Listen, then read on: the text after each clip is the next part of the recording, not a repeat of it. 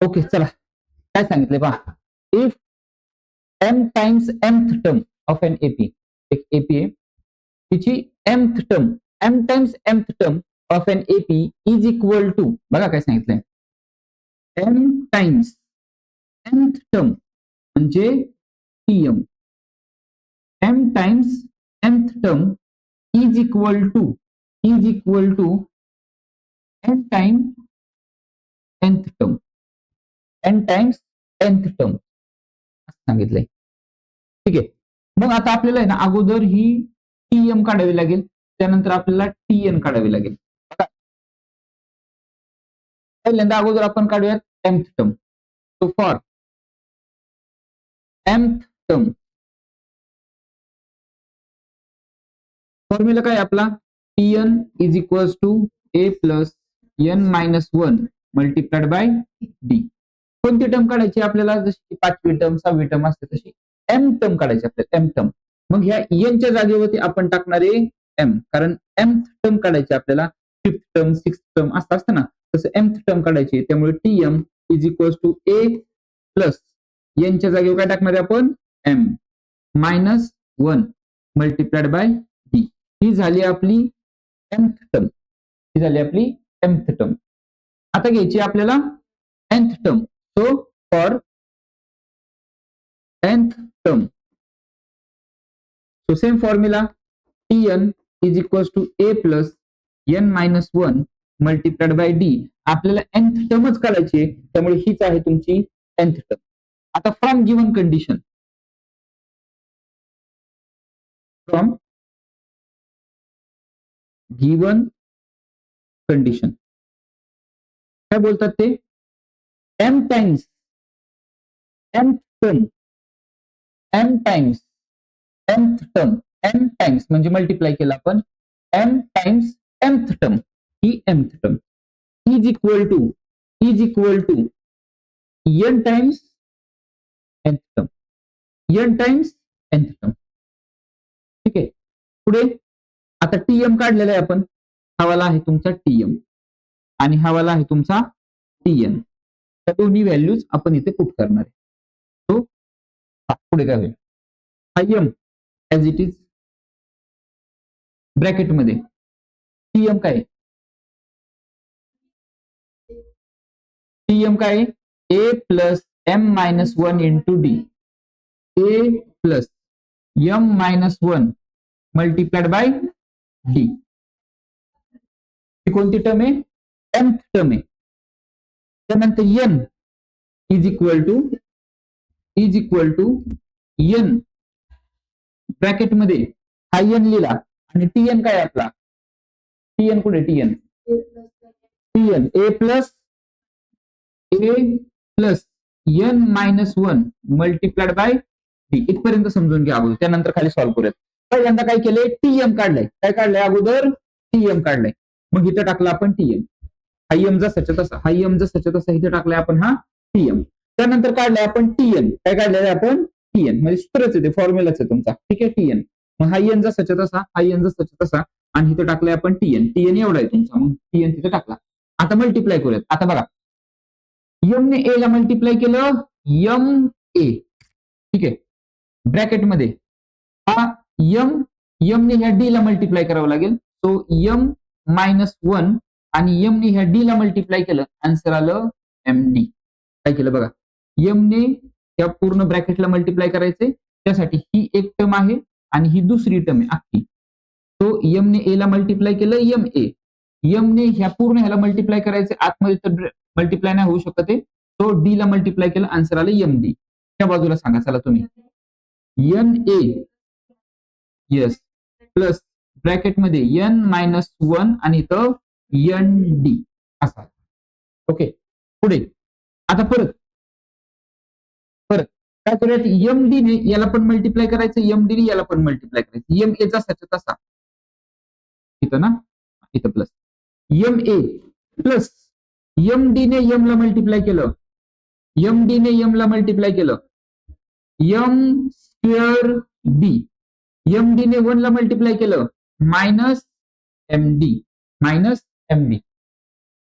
Is equal to, रवी n a जसाच्या तसा, प्लसचं साईन जसंच्या तसं, एन डी ने एन ला मल्टिप्लाय केलं, n square D, n d ने 1 ला मल्टिप्लाय केलं, मायनस एन डी. ह्या सगळ्या टर्म अलीकडच्या बाजूला आणूयात, साईन आपल्याला चेंज करायचे. So m a plus m square D minus m d, एक एक टर्म ह्या बाजूला घ्या, minus n a minus m square d plus n d is equal to 0. त्या बाजूला राहिला तुमचा 0. स्क्वेअर स्क्वेअर वाल्या ए वाल्या डी डी वाल्या जवळ जवळ घ्यायच्या. आता इथं एम ए आहे आणि अजून एक ए वाला एन ए, म्हणजे ह्याच्यामधून ए आपण कॉमन काढू शकतो. त्यामुळे ह्या दोघांना एका ब्रॅकेटमध्ये टाकूयात. म्हणजे m a minus n a याला घेतला आपण एका ब्रॅकेटमध्ये. त्यानंतर स्क्वेअर स्क्वेअर वाले एका बाजूला, M square D N square D यांना एकत्र घेऊयात. म्हणजे एम प्लसचं sign M square D minus N square D या दोघांना एकत्र टाकलं. आता कोण राहिला? आता कोणती टर्म राहिली? M m d. Okay, so minus m d आणि इथं ब्रॅकेटच्या बाहेर आता मायनसचं साईन आहे, त्यामुळे आतमधलं साईन चेंज करावं लागेल. इथं आला तुमचा minus n d is equal to 0. ठीक आहे, काय केलं? एम डी इथं मायनस आहे, ब्रॅकेटच्या बाहेर मायनस आहे, त्यामुळे आतमधलं साईन आपण चेंज केलं. पुढे कॉमन काढूयात. प्रत्येक ब्रॅकेटमध्ये काहीतरी कॉमन निघणार आहे. त्या ब्रॅकेटमध्ये काय कॉमन निघतंय? ए, ह्या ए ला बाहेर काढला आपण, ए ला बाहेर काढला, आतमध्ये काय राहिलं? M minus n. याच्यामध्ये काय कॉमन निघतंय? प्लस डी कॉमन काढला, आतमध्ये काय राहिलं? M square minus N square. Okay, इथं मायनस काय कॉमन निघतोय? डी. इथं काय राहिला? M minus N is equal to 0. Okay, पुढे आता याला काय करूयात? ए स्क्वेअर मायनस बी स्क्वेअरचा फॉर्म्युला वापरू. हा जसाच्या तसा ए ब्रॅकेटमध्ये M minus N plus D A square minus B square असं असेल तर आपण करतो ए प्लस बी आणि ए मायनस बी हा मायनस डी जसाच्या तसा आणि एम मायनस एन जसाच्या तसं इज इक्वल टू 0.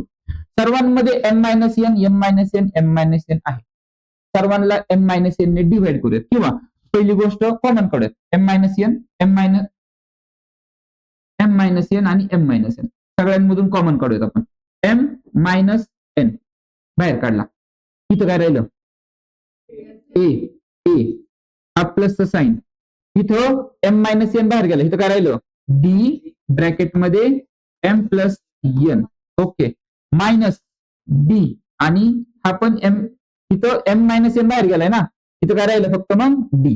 काय राहिलं? फक्त डी. हे मोठंवालं ब्रॅकेट आपण कम्प्लीट करून टाकू. पुढे इज इक्वल टू काय? तिकडं 0.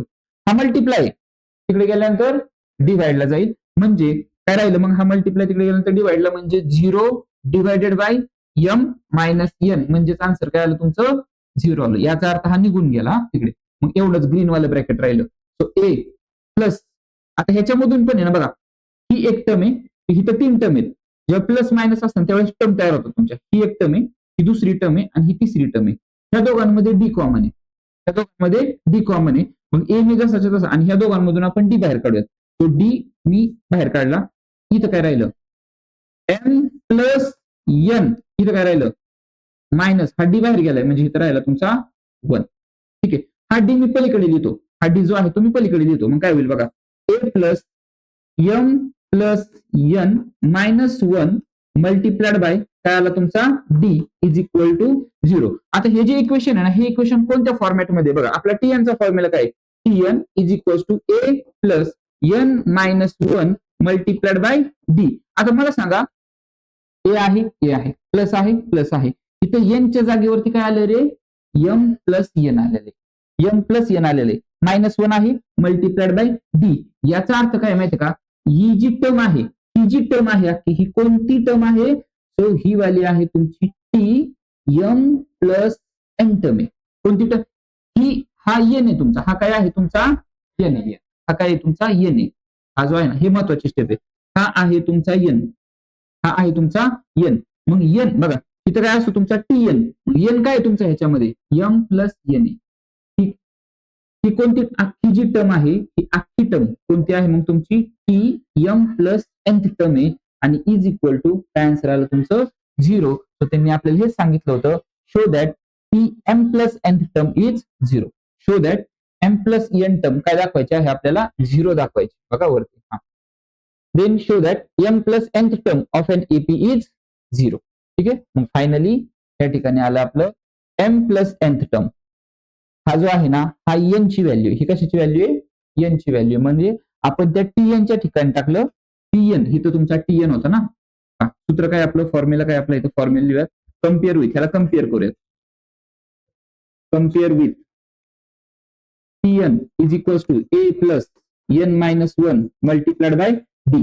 सो टीएन ए आहे प्लस आहे हा आहे तुमचा N minus 1 multiplied by D. याचा अर्थ एन ची व्हॅल्यू आपल्याला काय मिळाली आहे एम प्लस एन मिळाली आहे म्हणजेच टी एन काय झालेलं आहे आपला टी एम प्लस एन झालेलं आहे आणि त्याची व्हॅल्यू या ठिकाणी काय मिळते आपल्याला डायरेक्टली लिहिलं तरी चालेल therefore t m plus n is equal to answer असेल आपलं 0.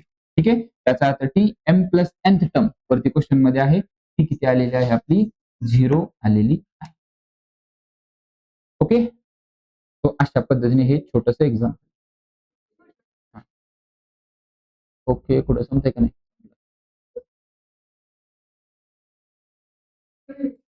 हा ज्यावेळेस मी आहे ना हा एखादं एक्झाम्पल ज्यावेळेस मी तुम्हाला जाणीवपूर्वक सांगत नाही त्याच्या मागे असं कारण असतं तेव्हा ते एक्झाम्पल खूप मोठे.